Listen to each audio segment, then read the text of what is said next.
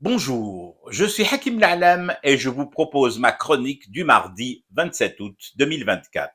Elle s'intitule Colons, colonialisme, occupation, génocide. Je continue ou tout le monde a compris?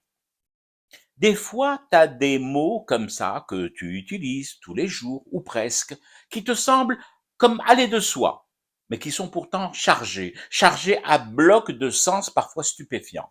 Prends le mot colon.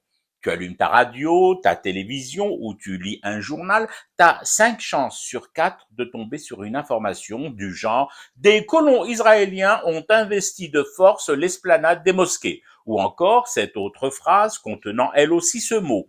Des colons juifs ont violemment attaqué un village palestinien, tirant sans distinction sur ses habitants. L'effet d'habitude discursive, appelons-le comme ça pour les besoins de la démonstration, fait que dans ces phrases, ce qui peut te scandaliser, si tu es sensible à la cause palestinienne ou juste empreint d'humanité, c'est l'information du viol de l'esplanade des mosquées par des colons israéliens, ou encore l'assaut meurtrier de colons israéliens contre une bourgade palestinienne. Ce qui te choque, c'est la violence. Pourtant, juste avant les mots agression ou meurtre, il y a cet autre mot que tu as fini par intégrer, assimiler et banaliser dans la consommation des flux de nouvelles quotidiennes. Quel mot? Celui de colon, pardi.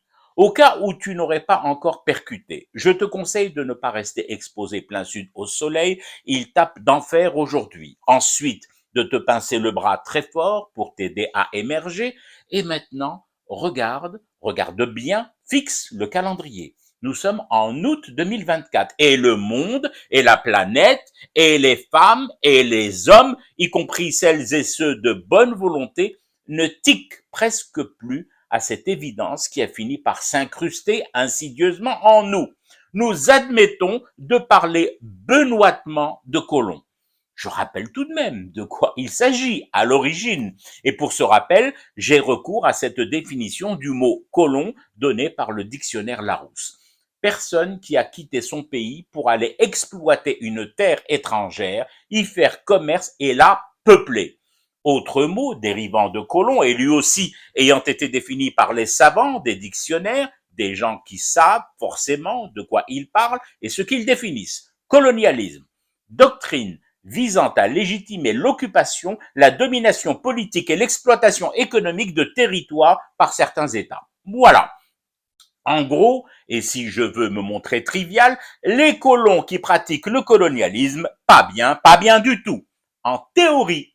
Et pourtant, dans les médias des sociétés éclairées sur des plateaux TV dits exemplaires et respectables, comparés aux gnous que nous sommes, on fait des reportages auprès des gentils colons, on nous montre à satiété comment vivent les gentils colons, on nous décrit leur peur légitime, ou ça, dans les colonies qu'ils ont pourtant instaurées de force. Et sommet de cette perversion épistémologique, existentielle et tout bonnement humaine, on considère que les attaques du Hamas le 7 octobre dernier étaient un acte de barbarie infâme et ses auteurs des terroristes à éliminer coûte que coûte.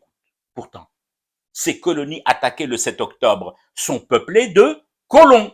Donc, selon les définitions citées plus haut, habitées par des voleurs de terre, souvent des assassins, puisque les colonies ont été pour la plupart implantées par la violence, avec des bilans humains effroyables, des morts dans les rangs des habitants d'origine, les Palestiniens.